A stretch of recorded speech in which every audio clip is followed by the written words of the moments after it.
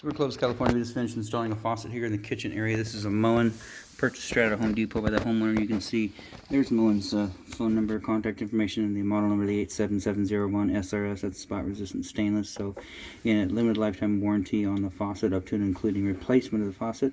You can call them right there, get all your parts.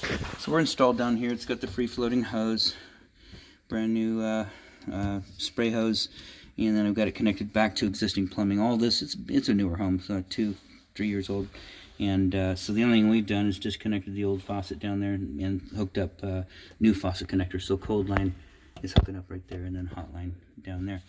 So faucet's up here. We've tested it out. We like the functionality of this. The spray head, you just press down there. It also has a ratcheting mechanism in there. I've never seen it before, where you can point it where you want to. So that's kind of cool. But we've tested it for leaks. Everything's looking good below. Outside of that, this installation is done.